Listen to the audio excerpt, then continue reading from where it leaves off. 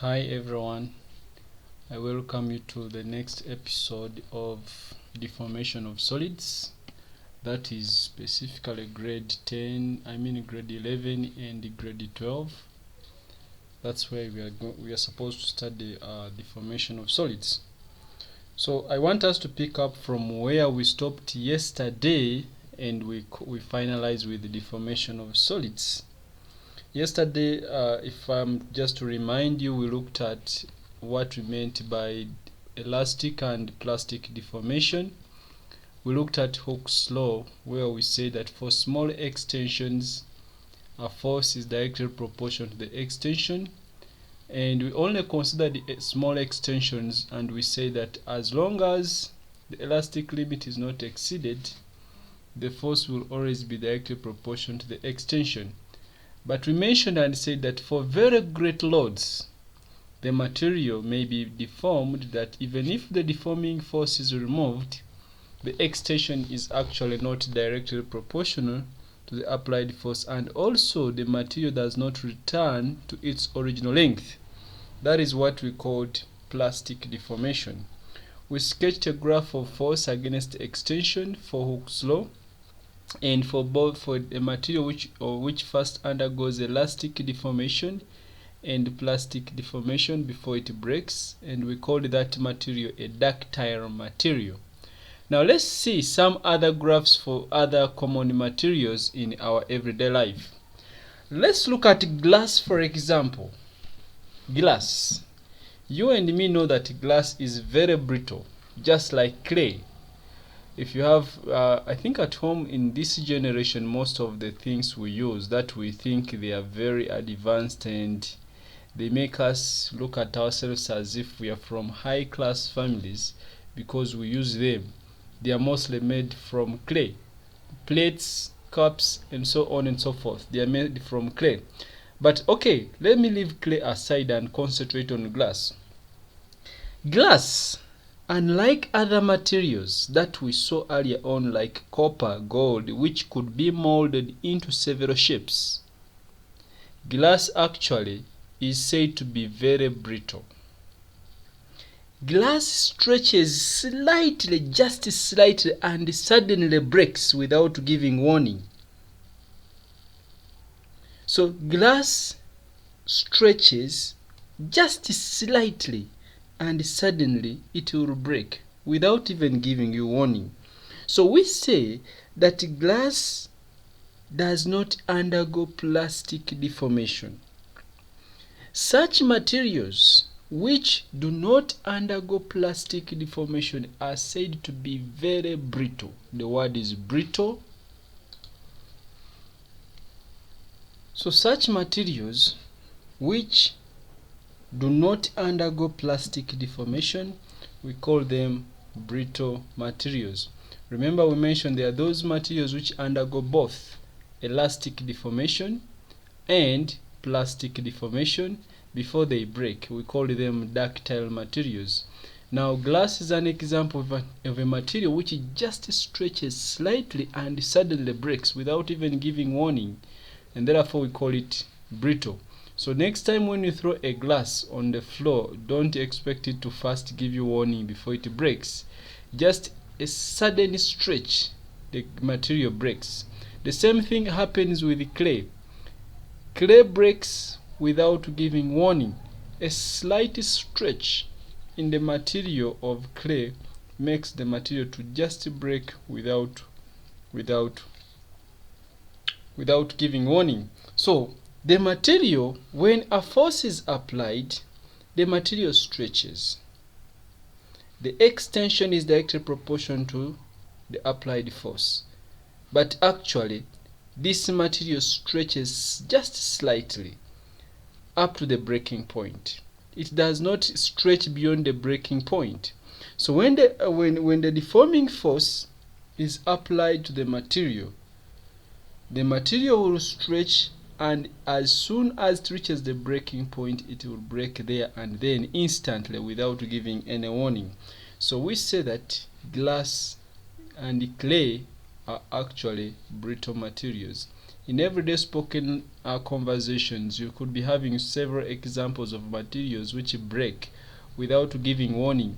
You cannot easily fold the glass into any shape. You cannot easily just fold the glass, you cannot roll it easily and think that it will not break. That's why we call it a brittle material. On the other hand, we normally play with rubber bands. Rubber is an example of a material which is normally called polymeric. It is a polymeric material. For the chemists, you should be now knowing what I'm talking about. You have heard of polymerization. So rubber is a polymeric material. How does rubber behave? When you try to stretch a rubber band, for example, you will notice that the rubber band, as soon as you start stretching it, it easily stretches. But then it reaches a point where stretching requires more force. What does that mean? After a small extension of the rubber band or a rubber cord becomes easy to stretch. But again, when it is many times longer than its initial length, again it becomes hard to stretch. So if I was to sketch a graph of force against extension for a rubber material, remember I said initially after a small extension, the material becomes easy to stretch. You can notice, look at the graph I have drawn here. Here you require more force to give a small extension, but after a small extension, now you'll apply a very small force and it will result into a very big extension. And when the material is many times longer than its original length, again the material becomes hard to stretch. That is how rubber actually behaves. So you will notice there is a very big difference, or a very good difference, between a rubber material and a metal wire. For example,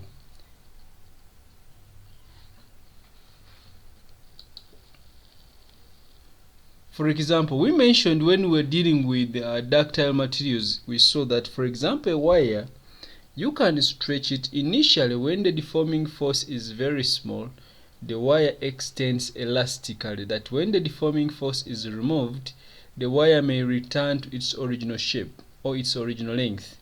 And when you continue adding more load onto the wire may stretch in such a way that a point is reached where even if you remove the deforming force, the wire cannot return to its original length, and therefore we say that the wire has been plastically deformed.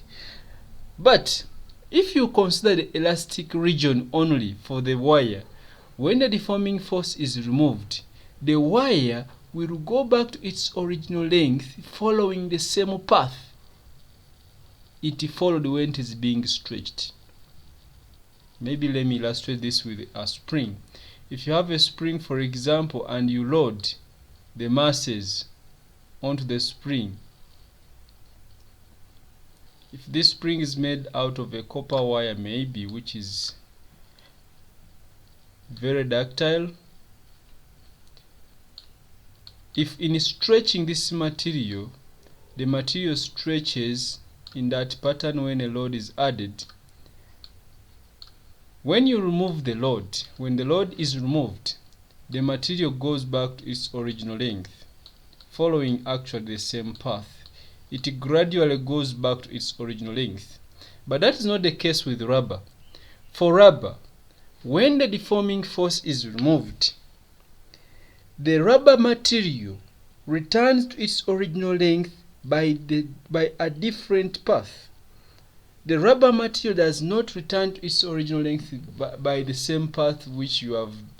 Okay, if this graph is indicating the path followed when the rubber material is being loaded. When the deforming force is removed, you don't expect that the rubber will go back to its original length following the same path in the opposite direction.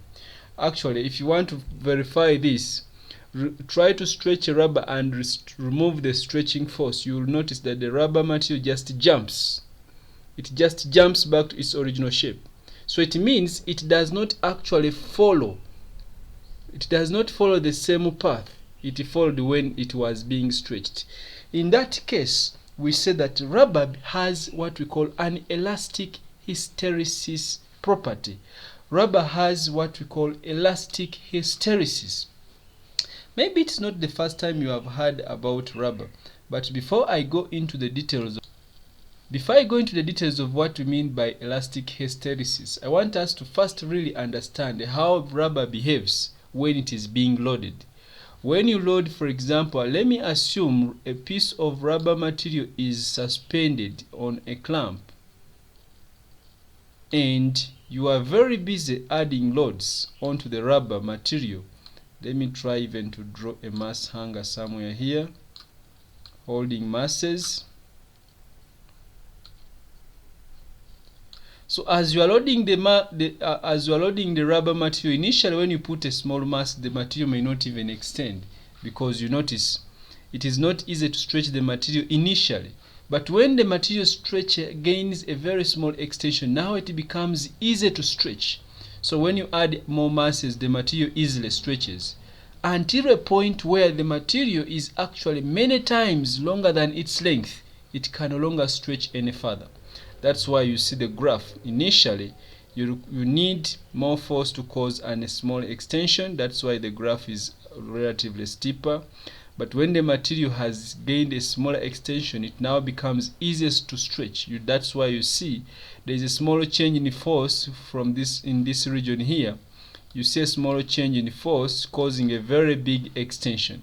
So when the rubber has slightly been stretched, it becomes easier to stretch until a point when it is many times longer than its original length. And when it is many times longer than its original length, again it becomes hard to stretch. That's why you see the change in force is actually causing now a very small extension. Therefore, we say that actually rubber has what we call an elastic hysteresis. Why do I say that rubber has an elastic hysteresis? When you compare rubber with a metal wire, like I have said, when you add deforming forces or when you add the load on a metal wire, the metal wire stretches, and when you remove the load, the metal wire gradually returns to its original path. It gradually stretches when you are loading, and it gradually returns to its original length when you are removing the deforming forces.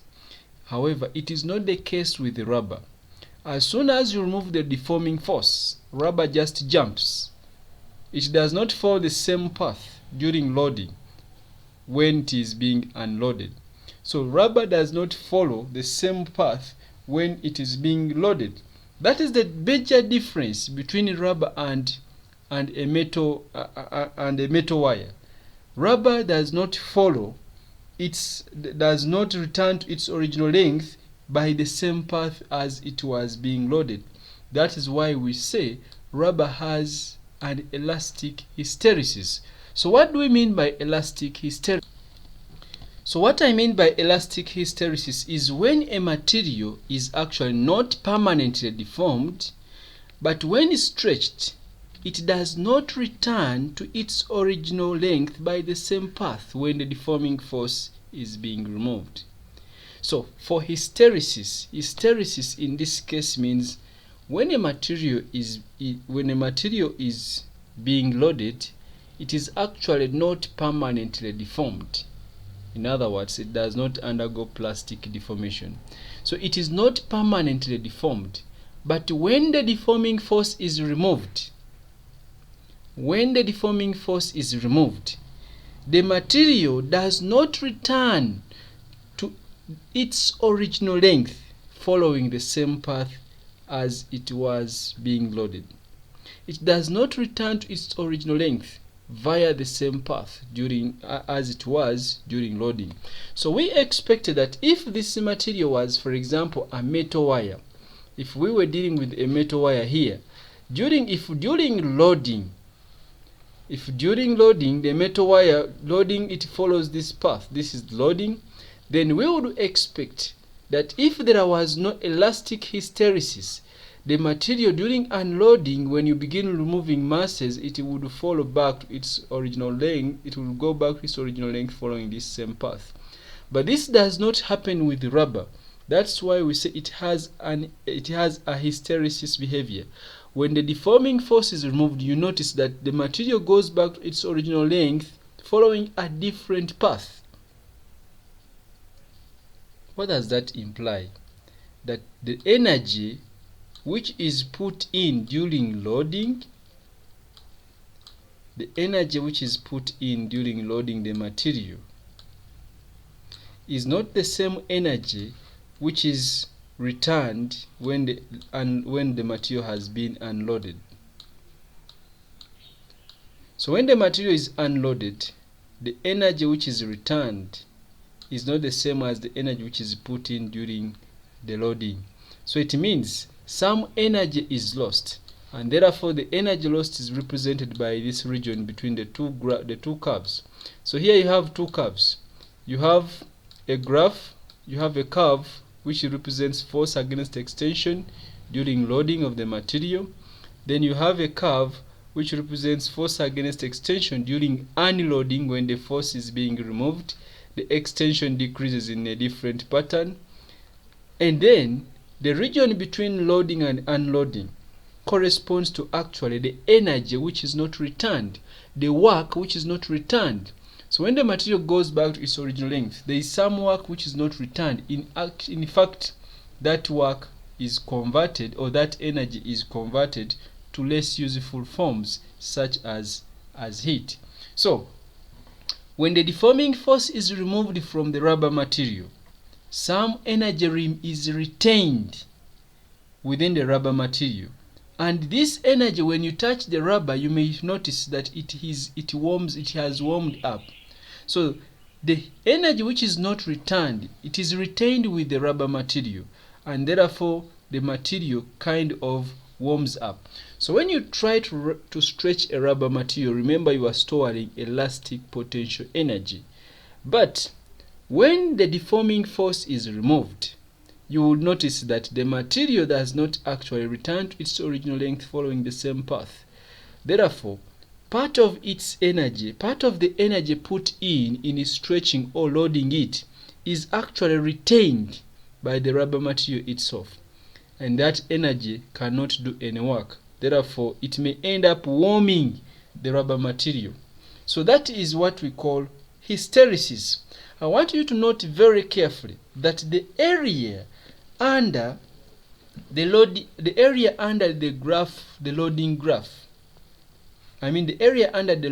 curve is actually the work done in stretching the material, the work done in adding loads to the material. That is the area under the loading curve. Then the area under the unloading graph is actually the energy which is returned when the deforming force is being removed. So when you remove the deforming force, the area under this graph is actually the energy which is returned, or the work which is returned. Of course, remember this is force against extension, and you notice that work done is energy in motion, and work done is force times distance. So if a material stretches, it means there is work done, which is force times distance. Actually, because this is an elastic material, this is supposed to be the average force. If we consider, okay, I will mention that later on. So it would be the average force. So actually, the work done in unloading the material is actually the area under that graph. If it was a straight line, then it would make sense to say that is F/2. But since we consider the F/2 for a constant, for a force which was increasing uniformly with equal extension, or for equal, we notice that the work done in stretching a material whose extension increased uniformly with the force was given by F/2 times the extension x, which was satisfying the fact that we had a straight line, and therefore we could consider the average force as the maximum force F divided by the initial force 0. Plus the initial force 0 divided by 2. That gave us the average force of F/2. But now here, we are now considering this material not behaving, the force is not directly proportional to the extension, meaning that rubber does not obey Hooke's law. And in that case, we can, this F/2 times x was actually the area under a straight line, and that was the work done in stretching the material if it extended proportionally. Now that this one does not extend proportionally, then the work done still can be the area under the graph, but this time it cannot necessarily be F over 2. So the area under the hysteresis section, now this section here, which is between loading and unloading, we call it the hysteresis section. So the area which is in this hysteresis section, which is the same as the area under the loading graph minus the area under the unloading graph, is actually the work done on the rubber that is not returned when the stretching force or when the deforming force is removed. So this is because when the deforming force is removed, part of the energy which was spent into loading becomes the internal energy of the rubber, and it ends up raising the temperature of the rubber. That's why the rubber material may actually warm up, because some of the energy is not returned, it is actually retained. It remains within the rubber material, which ends up warming up the rubber material. So you should now know, or you must have noticed, that actually rubber has what we call a hysteresis behavior, that when the deforming force is removed, the rubber material does not return to its original length by the same path. It actually returns to its original length following a different path. That is what we actually call hysteresis. You may be asking, why doesn't it return to its original length following the same path? Maybe that's its nature. And where does the energy go if it doesn't follow the same path when it is being unloaded? The energy is retained with the within the rubber material, and it ends up warming up the rubber material. So it means the energy which we spent in loading the material, part of it has been transformed into a less useful form, and that is the heat. The warmth which is within the rubber cannot be used to do any other work again. Okay, so I think at this point now we qualify to do some exercise. We can do a simple exercise about Hooke's law, where we can use the data given. Here are the values of the load and the extension, and for this data you should be able to plot a graph of load. Remember, load is in this case standing for the force, and then against extension. But I mentioned some time back that many times you'll find the graphs of actually extension against load, because normally in practice we prefer to plot the dependent variable on the y-axis and the independent variable on the x-axis. Yesterday I tried to explain the difference between independent and dependent, and I mentioned that the independent variable is changed by the experimenter, but the dependent variable only changes when the independent variable has changed. So normally we prefer to plot a graph. We normally prefer to plot extension values on the vertical, because extension is dependent, rather than plotting it on the horizontal, and normally prefer to put the load on the horizontal. And remember, I said if a graph of law of extension against load is plotted, remember, therefore it implies that the gradient was actually equal to 1 over k, as opposed to a graph of force against extension or load against extension where the gradient was actually k. So you should be able to plot such a graph. Plot this graph on a clear and neat graph paper and attach it into your class notebook. Then there is a second question here, which is a question of force against extension. If you have been able to understand what I meant by stiffness of a material, and if you have understood Hooke's law, you should be able to attempt this question without guessing, but with very beautiful reasoning behind everything that you write. Okay, so finally, in under deformation, now this is one of the most important parts that we need to fully understand. Let's now finally discuss stress, strain, and Young's modulus. The stress I'm talking about here is not actually an English stress. because I know many times when when there is an exam ahead, or in a few weeks or in a few days, people tend to talk about the word stress. So I'm not referring to the stress that you might be feeling when there is an exam. I am not actually talking about stress that you may have when your boyfriend or girlfriend has chucked you, etc, etc. So the stress, in this case, the stress we shall be talking about is actually the force applied on a material per unit cross-sectional area. When a force is applied on a certain material, of course we have seen previously that the force causes deformation. So the force which is exerted on a unit cross-sectional area is actually what we call the stress. It is normally represented by this symbol here. I think this is sigma. I don't know whether it is sigma, but I hope it is sigma. It is normally represented by the symbol sigma, but whatever symbol you use to represent it, as long as it remains stress, which is the force per unit cross-sectional area. It is actually per unit cross-sectional area. Now I want you to note that it is just a measure of the force which causes, or which is required to cause, a particular deformation. For the question you might be answering here is, what amount of force is required to cause such and such amount of deformation? That is actually the literal meaning of the word stress. So it can also imply a measure of how strong a material is. That can also mean stress. How strong is a material? How strong is a material? That can be stress. So stress is actually a measure of how much force is required to cause a particular deformation. If a material is very strong, it means it requires a lot of force to cause a particular deformation. So that's why I said it is actually, it can also be actually considered to be a measure of how strong an instrument is.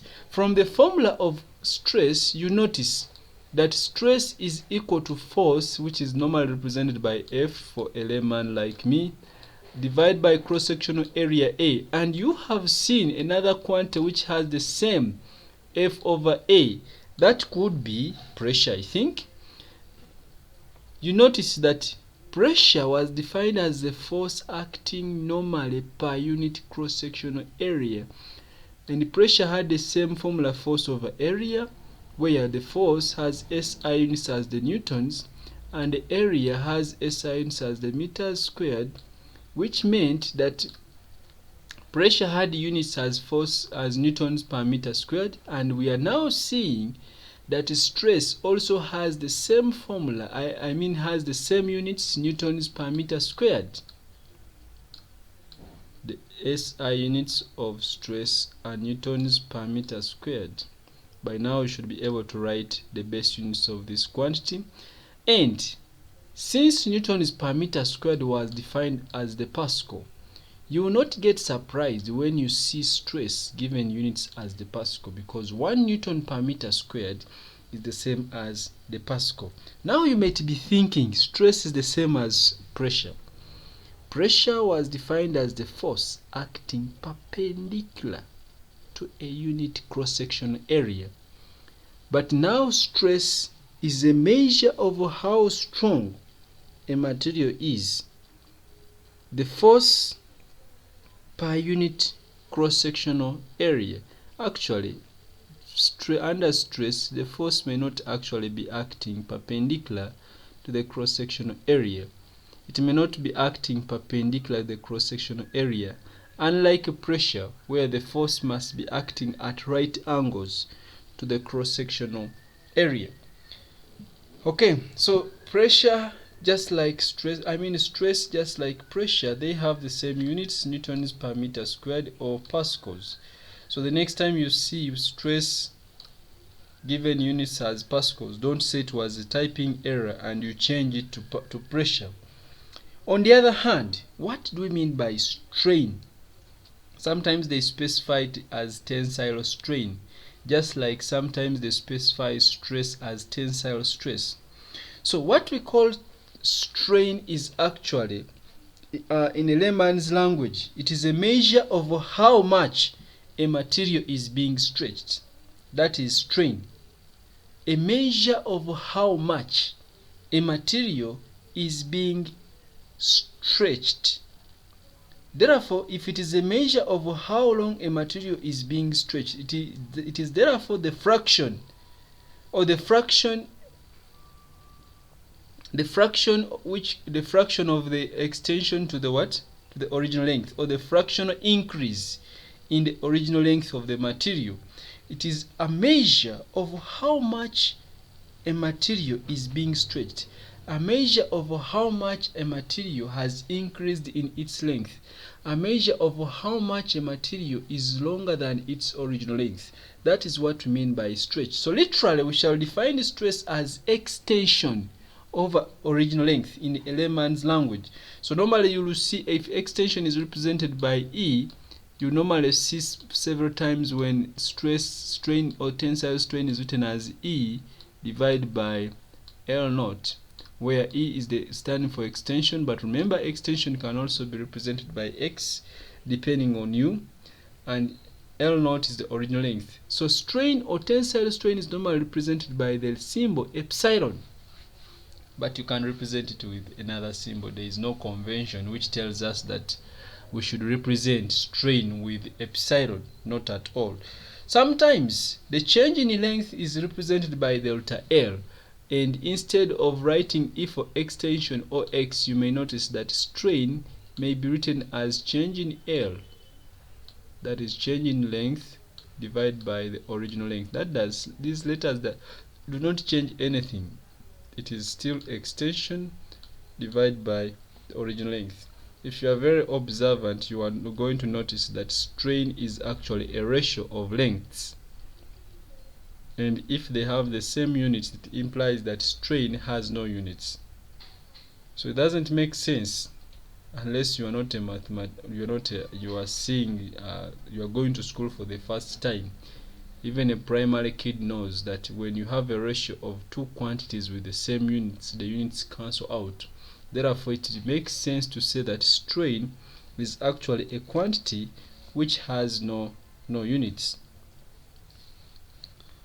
So sometimes we may want to find how many times a material has stretched as compared to its original length, and you may end up expressing this as a percentage. But for now, we shall not look at that side of percent. Lastly, it's Young's modulus. Young's modulus. So Young's modulus is simply a ratio of stress to strain. In other words, Young's modulus is stress divided by strain. By the way, you can define all these three quantities by just writing the formula: stress, force over cross-sectional area; strain, extension over original length; Young's modulus, stress over strain. That is enough. However, Young's modulus is normally represented by either E. I think most books represent Young's modulus by E. The old books represent Young's modulus by Y. So Young's modulus is represented by stress over strain. But I want you to note very carefully that we have already established that stress is a force divided by the area. So stress is force over area divided by strain. So I'll put here multiplication. I obtained a reciprocal. Strain was E over L naught. If I obtain the reciprocal, it will be L naught over E.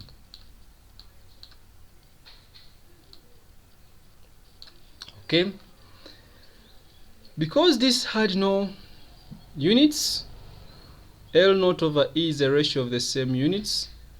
Sometimes, therefore, you will notice that you may find Young's modulus stated as F L naught, that is F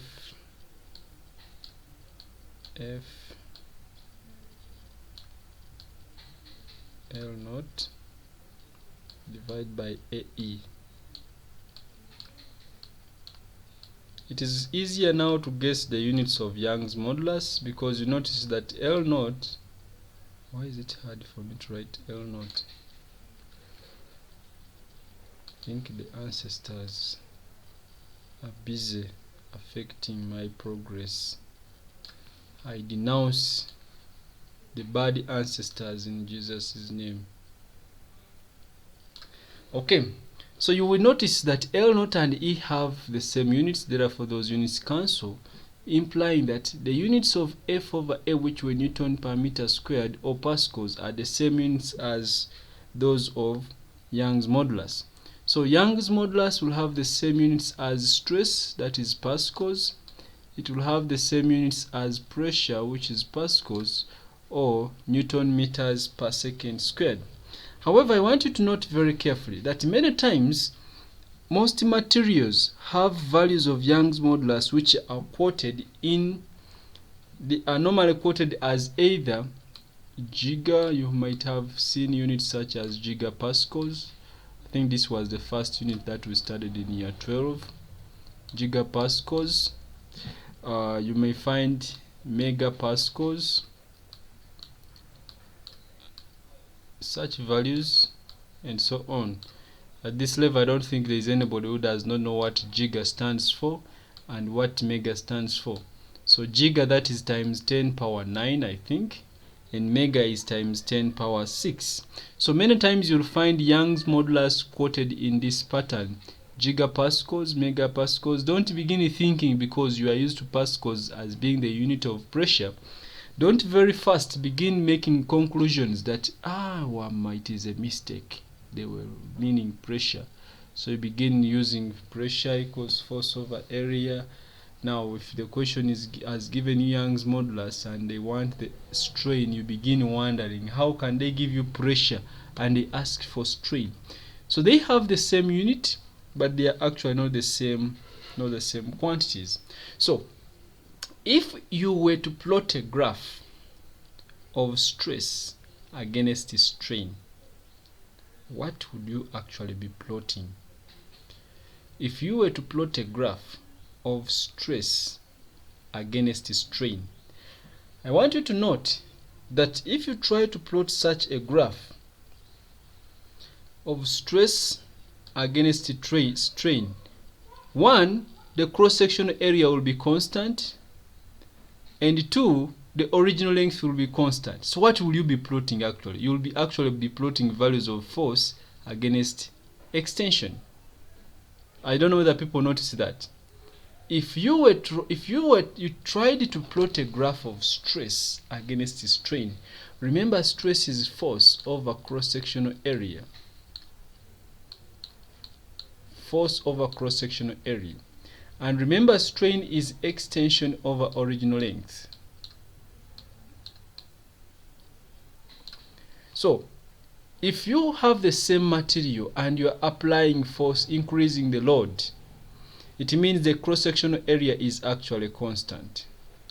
If you have the same material whose original length was measured, L naught, it means L naught is not going to be changing. However, what will be changing would be the extension. So if you try to plot a graph of stress against strain, actually you will be plotting values. The determinant values of the graph will be the values of force against extension. What does this imply? A graph of stress against extension will look perfectly the same. A graph of stress against strain will be exactly the same as the graph of force against extension, because in this graph, the cross-sectional area of the material will not be changing.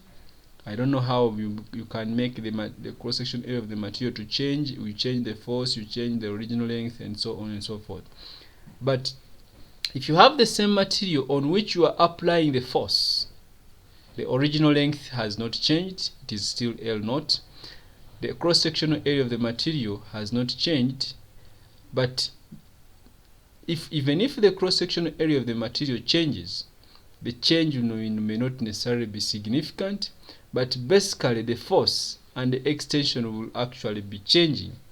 So as the load increases, the load increases, the material stretches even further. So it is important to note very carefully that to the first approximation, the graph will be almost the same as the graph of force against extension. And for that graph, you will note that the linear part of the graph, that is between the origin of the graph, the proportionality limit, where we have a straight line, where Hooke's law is obeyed, then the gradient of that straight line will be actually the Young's modulus. Because when you plot a graph of stress against strain, stress on the y-axis, strain on the x-axis, the gradient is Young's modulus from this expression here. When you make stress the subject, you notice that stress, which is normally represented by sigma, is actually equal to Young's modulus, which is normally represented by E times epsilon, which is normally the strain. So when you plot the sigma on the y-axis and the epsilon on the x-axis, it means the gradient is actually the Young's modulus. Since there is no intercept here, so it means the graph must be going to the origin. So the linear section of that graph implies that stress is directly proportional to strain. And if stress is directly proportional to strain, if the cross-sectional area does not change, and the original length of course is not changing, it means that the force is directly proportional to the extension, and that is actually Hooke's law. But of course we know that beyond P, the material may not, the extension, the force may not be actually directly proportional to the extension until the elastic limit. Remember, beyond the elastic limit, the material becomes permanently deformed, that it cannot regain its original shape, or it cannot regain its original length until maybe the material breaks. So I want you to note something which is very important. We mentioned, for example, a spring or springs or wires have what we call force constants, that we call the K. We have seen that in the formula of Young's modulus, E equals to FL naught AE. That means if I know the Young's modulus, I should be able maybe to find the extension of the material. We have seen also that F was actually equal to KE, where K was the material constant. K was the material constant. That means if I knew the material constant or the spring constant of a spring, if it is a spring, or the force constant, and I know the load applied, I could predict the extension.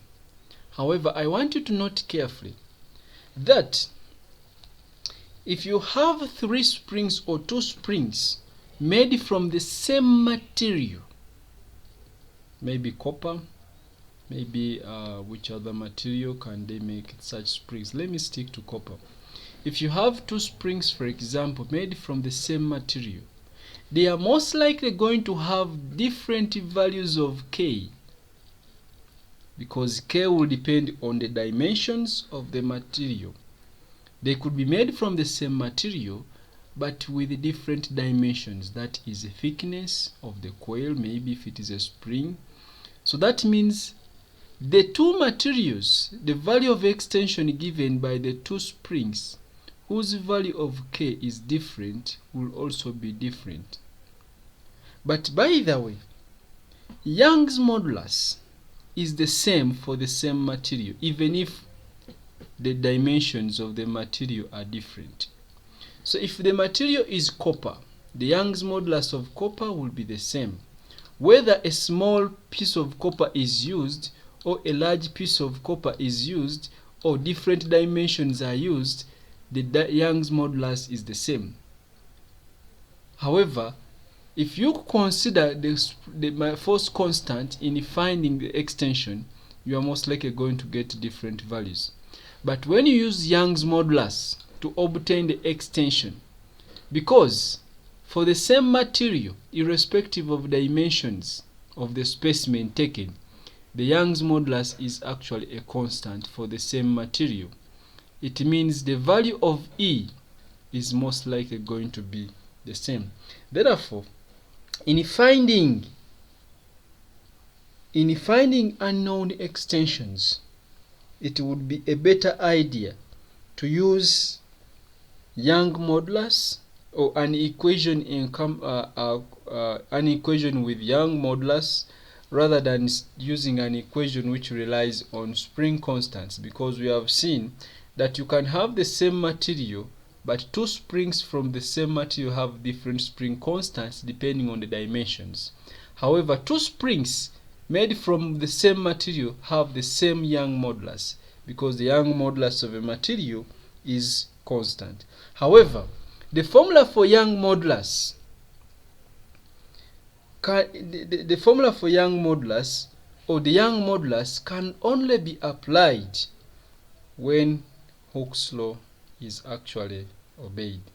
If Hooke's law is not obeyed, then we cannot use the expression for Young modulus to find unknown extensions. So to sum it up, in summary, I try to summarize for you what I've just been talking about. Stress is actually force over cross-section area. We normally represent it with the symbol sigma, and the units are Newton per meter squared or pascals. Strain is extension over original length, normally represented with the symbol epsilon, and it has no units because it is a ratio of two lengths. And lastly, Young modulus is the ratio of stress to strain. That is the same, normally represented with E. I always prefer to use E, although people prefer to use E for energy. So I always prefer to use E for Young modulus. Why? It appears like, yeah, anyway, there's no problem. And the units, we have seen how the units come to be the same as those of stress, because Young modulus is stress over strain, and L naught over E had the same units, and therefore they cancelled out, and we remained with the force over we remained with the units of force over the units of area, which is Newton per meter squared. So that is a good summary of stress, strain, and Young modulus. There are so many calculations here. The algebra is very simple, and I don't think I need to show an example of how to work out questions involving Young modulus, stress, strain, and so on, because these are just simple substitution, making the subject, changing the units, and you substitute, obtain the answer as simple as that.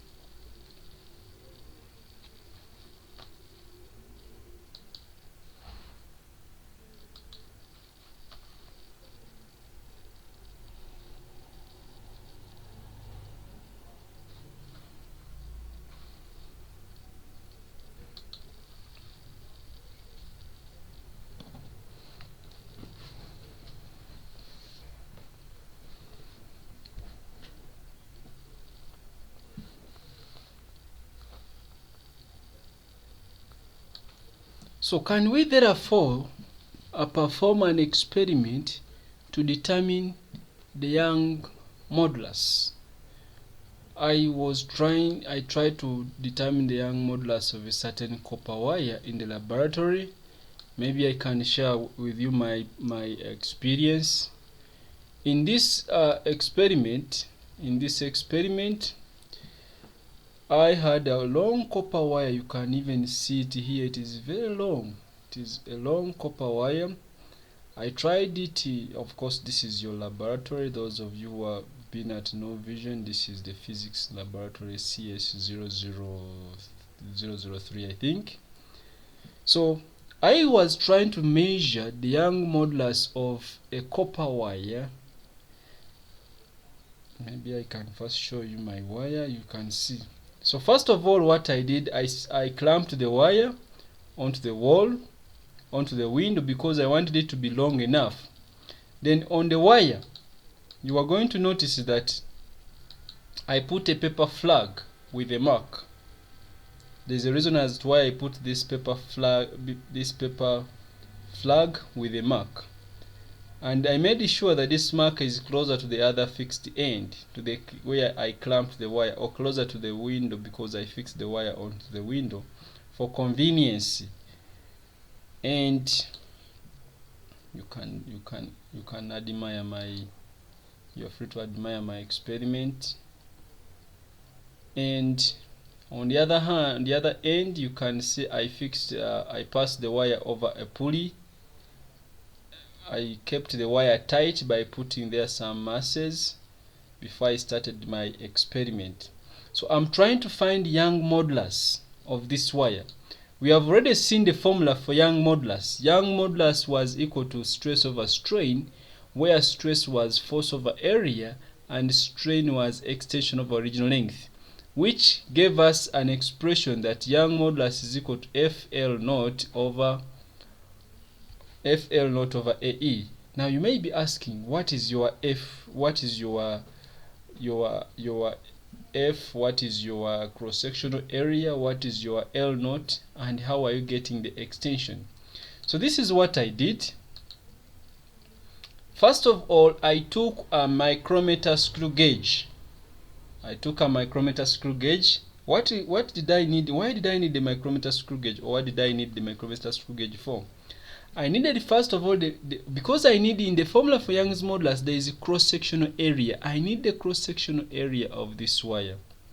So I had, first of all, to take the diameter of the wire to be able to obtain the cross-sectional area of the wire. To do that, I tried to measure the diameter of the wire at different points using the micrometer screw gauge, as you can see in the laboratory. So those of you who don't know what a micrometer screw gauge is, that is the micrometer screw gauge. It can be used to measure small distances to a bigger or a greater precision. So I was trying, it is not easy, my friend, it is not easy. So I was trying to measure the diameter of the wire at that first point. So I tried to measure the diameter there. Then of course I had to record the value. Then I went to a different point, because the wire may not be perfectly uniform. That is one of the skills you are supposed to develop whenever you are measuring at distances where you don't expect uniformity. It is better you take measurements at different points of the material, and then at the end of it all you obtain the average. So I measured the diameter of the wire at different points so that I could obtain the average diameter, divide by 2 and obtain the radius, then find the cross-sectional area from pi r squared, or find the cross-sectional area from pi d, that will be pi d squared over what? Pi d squared over 4, I think, if my mathematics is actually not bad. So sorry for that. Okay, then now I began by measuring the original length. How do I measure the original length? I measured the original length from the fixed end. I had to measure the original length from the fixed end of the wire. Let me maybe save time and skip part of this video. I had to measure the length from my paper flag. I had to measure the length from my paper flag. Let me see. So you notice that I was always measuring the length from my paper flag to the fixed end of the wire to see how the wire is going to be stretching. So I went on adding masses as I measured the new length when masses are being added. So you can see me adding more masses. So it means I'm loading the wire. In other words, I'm increasing the force. So I added another 200 grams to approximation, that is 0.2 kilograms. I went ahead and measured the new length. And my observations were that actually for this, the choice of the wire I made, the extension was, whenever I added 200 grams, the extension was approximately 0.1 centimeters. 0.1 centimeters, that is approximately 1 millimeter. So that is actually the simplest experiment you can perform in the laboratory to determine the Young modulus of a piece of copper wire. When we come to school, we shall be able to determine the Young modulus of a copper wire on our own, because in planning and analysis, we shall take assumption that you have an idea of how to perform several experiments in the laboratory. So that is actually the Young's modulus. So to come back to the simple procedures that we have been seeing in our video, you must have noticed that what is very important, or one of the things which are very important, is actually the diameter. One of the things which are very important is the diameter of the wire. Why do I need the diameter of the wire? We have already seen that Young's modulus is actually stress over strain. That is stress. Let me use the symbols. We had sigma over epsilon, and stress was force over area, and Young's modulus was extension of original length, which gave us force times L naught divided by cross-sectional area times the extension. So why did I need the diameter of the wire using the micrometer screw gauge? So I mentioned the quantity being measured. I even mentioned the instrument being used. That is the same skills. Those are the same skills you are supposed to use in planning and analysis. I mentioned the instrument to be used and the measurement it will take, or the measurement it will be used to for. So I will be measuring the diameter of the wire using a micrometer screw gauge. Now you must have seen me taking measurements of the wire, of the diameter at different points of the wire, because I said it may not be that the material is perfectly uniform, that the diameter at one point is the same as the diameter at another point. So for such a material, we take measurements at different points and obtain the average. So what I did for me, I drew a small table. I drew a small table to show that I was going to repeat measurements. So I took the first diameter, I called it diameter D1. A micrometer screw gauge measures in millimeters, so I wrote it in millimeters. Then diameter D2, I think I need the Wacom graphic tablet. Diameter D2 in millimeters. So then I obtained the average value of those two, that was my diameter, divided by 2. I got the radius. I was able to calculate the area, the cross-sectional area of that wire. So it means in the formula for Young's modulus, I knew the cross-sectional area. I measured the original length of the wire. I could, of course, the wire, there is a reason as to why I made the wire very long. I measured the original length from the fixed end to where I had placed my paper flag or with my reference mark. So I measured the original length. So in this formula, I already knew the length. And the only two things which were considered to be perfectly changing were F and E. Somebody will tell me that, don't you think when the wire stretches, as it increases in length, even the cross-sectional area changes? Yes, it is true. But the change in the cross-sectional area is very, very small and negligible. That's why I ignored it in this case. So you set up your arrangement as shown and then measure the original length of the wire from the clamped end to the reference mark using a meter rule. So I have mentioned the measurement, which is now original length, and the instrument, of course, which is available in the laboratory, and that is the meter rule.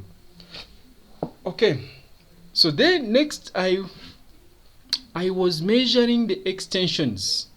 How was I measuring the extensions? I add a load onto the wire, onto the mass hanger. Then I obtained the extension from the new length L minus the original length L0. That was the extension. So I did this for us. I only obtained, of course they are not enough values. I obtained only 3 sets of values because of time. So I needed values of the load, which I'm calling F in newtons. I had to change the load in newtons, although I was adding masses. And I needed the values of the extension in centimeters. I obtained them in centimeters. Extension in centimeters. It is hard to write this, dear Lord. Why can't a volunteer bring for me a graphic tablet such that my life becomes easy? Dear volunteers, please bring for me a graphic tablet to make my life very easy so that I can enjoy what I'm doing. So I obtained several values of extension by adding several values of the load. I did this for only 3 values because of time, and I tried to plot a graph. Which graph did I plot therefore? Because it was F and E that were changing, I chose to plot a graph of F against E. Although I told you that it would have been better to plot a graph of E against F, because we know that E changes only when F changes. So F is independent and E is dependent. So when I plotted the graph of F against E, surprisingly I got a straight line through the origin. I don't think that is a straight line which I have just drawn. So I obtained a straight line through the origin. Why is it hard to draw a straight line? The straight line indicated that the wire was obeying Hooke's law. And because the wire was obeying Hooke's law, I obtained the gradient of this straight line. You can try to verify what does the gradient stand for. So from the formula of Young modulus equals to F times original length over A times E, because L0 and A are already constants, when I plot a graph of F against E, let me make F the subject. From this formula here, from that formula there, I'm trying to make F the subject because I plotted it on the y-axis. So when I make F the subject, F is equal to E. F is equal to E times A divided by L0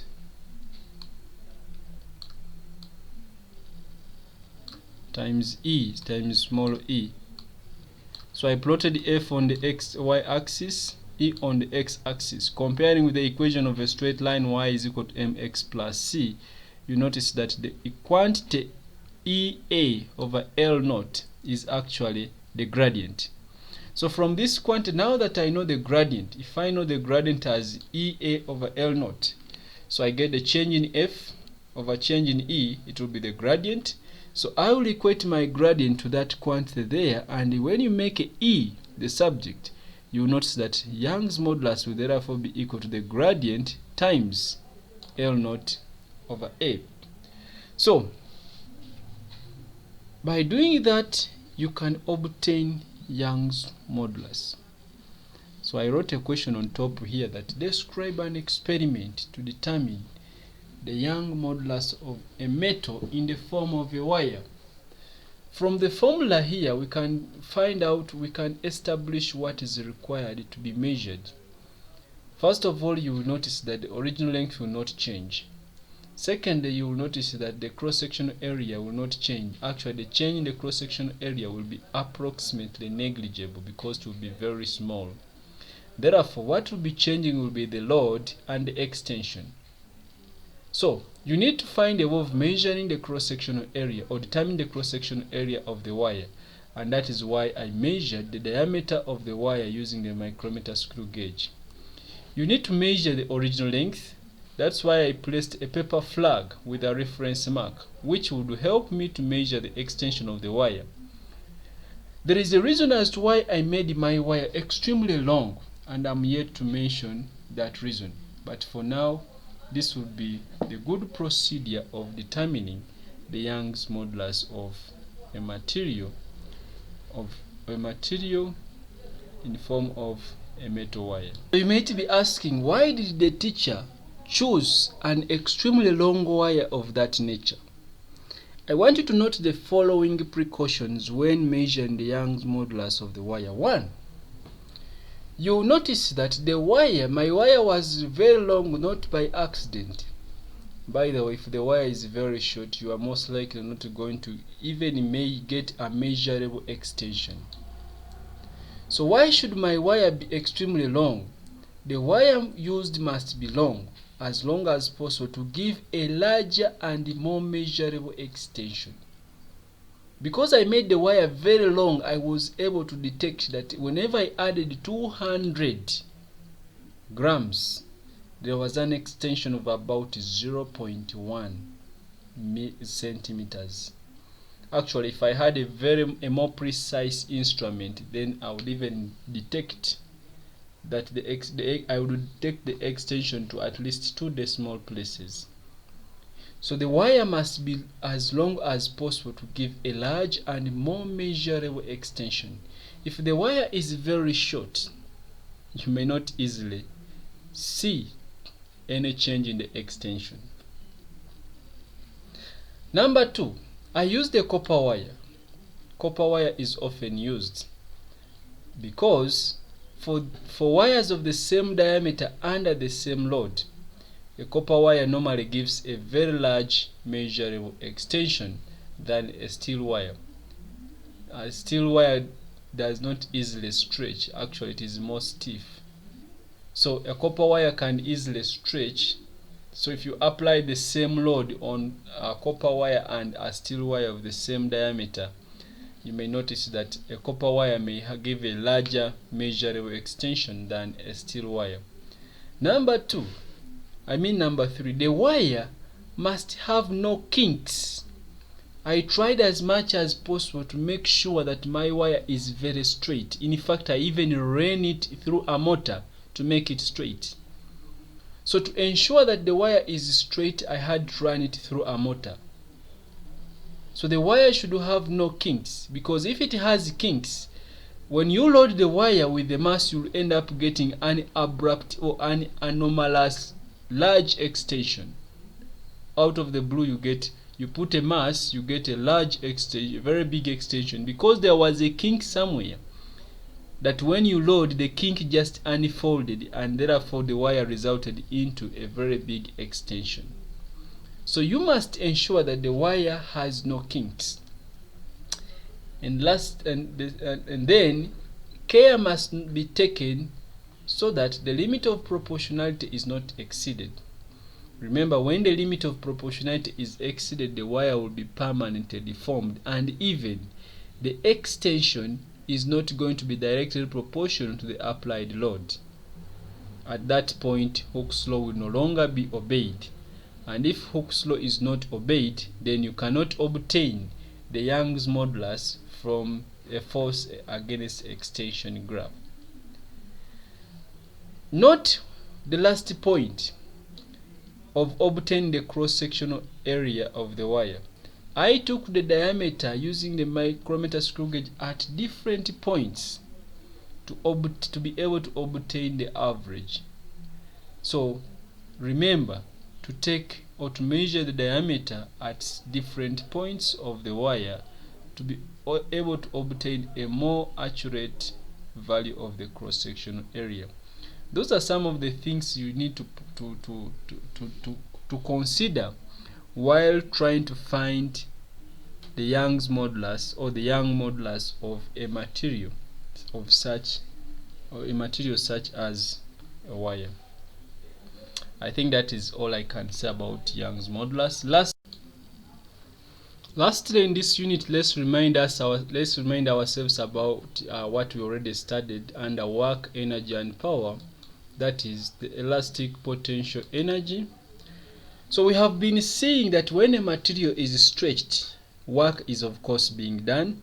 Actually, the material is deformed. It changes its length. It may change its size or shape. So work is done on the material. This is because you have to apply a force on the material, and the material will extend in the direction of the applied force, because we know work done is the product of force and distance in the direction of the force. Under energy, we mentioned and said the energy stored in a stretched material, we called it the elastic potential energy, or we called it the strain energy. And we noticed that if a material has been plastically deformed, some of the work done has gone into moving the atoms past one another. Some of the work done has gone into sliding the atoms past one another, and that energy is not recovered. That's why the material does not go back to its original length. So the material may end up warming up when the atoms slide past each other. That is during what we call plastic deformation. So the energy stored in a stretched material, we know it as the elastic potential energy. This energy can be changed to other forms when the material or when the deforming force is removed.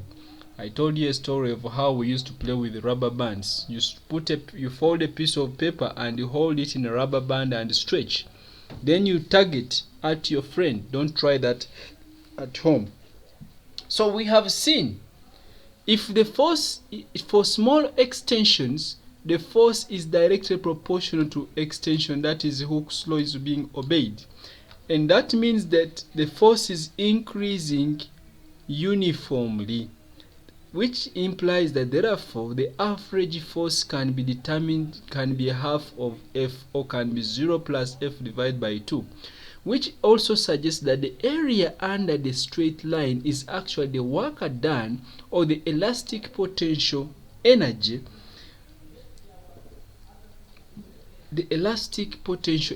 or the strain energy stored in the material during stretching to the proportionality limit.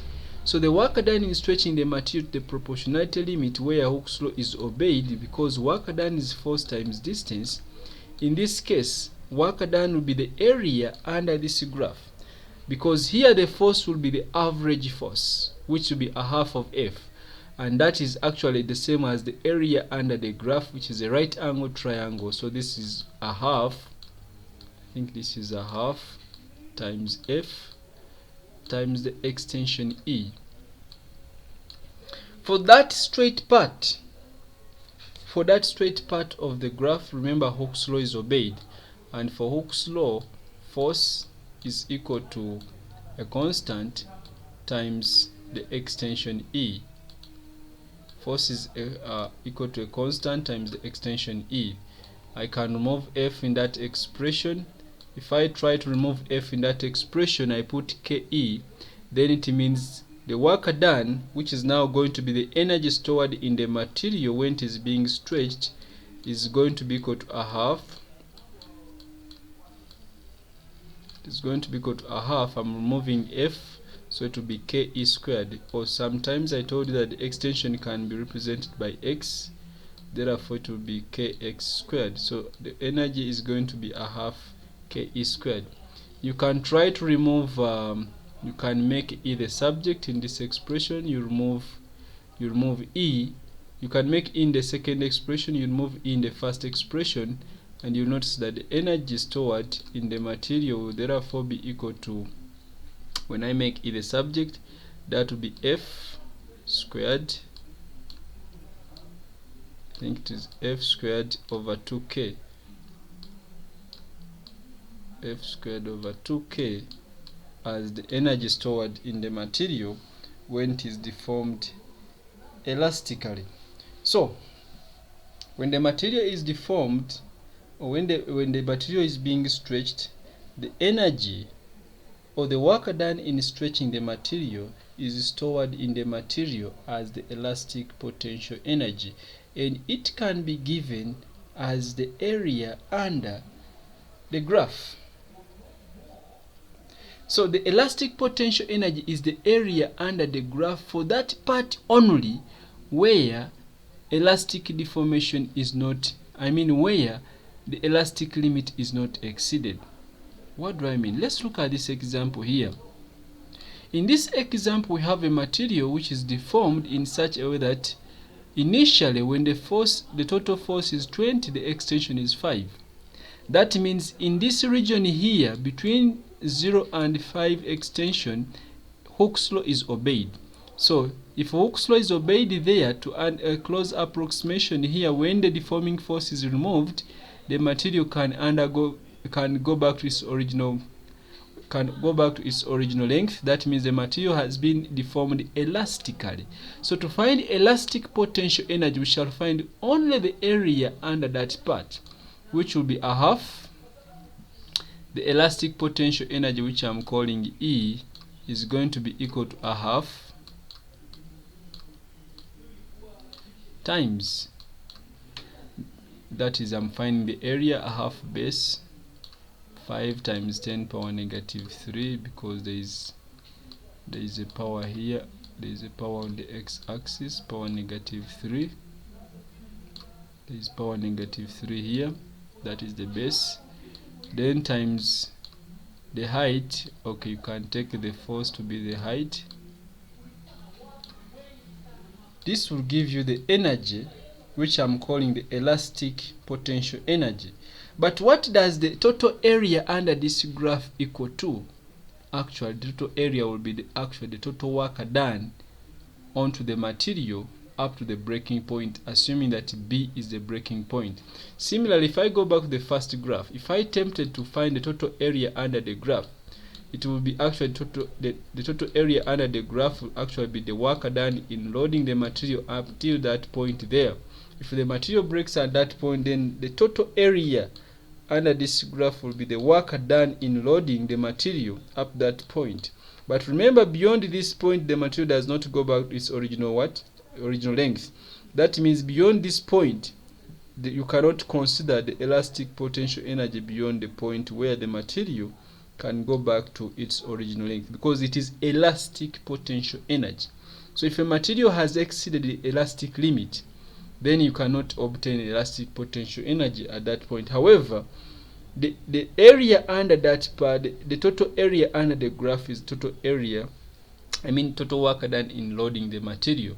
That means total work done in loading the material will be comprising of even the elastic potential energy if at some point the material was stretched elastically.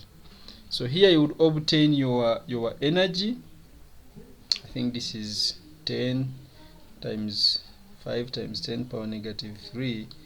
This gives you 0.05 joules. 0.05 joules as the elastic potential energy. However, the total work done in stretching the material will be the total area under the whole of this graph. So that means I can find the area of the remaining part. It is like a rectangle, that is maybe length, width, that would be 25 times 20. I add it to the area of this triangle. That would give me the total work done in stretching the material until maybe the breaking point, that is if it breaks at point B. So that is a very good example, and I think most of the questions involved in this unit are very simple. Just substitution in a simple formula, changing the units, making the subject, and obtaining the answer.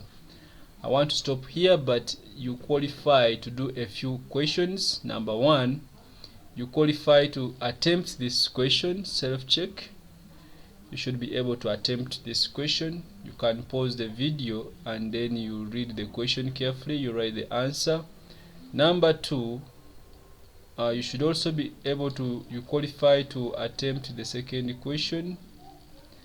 This is the second question. The answers are there.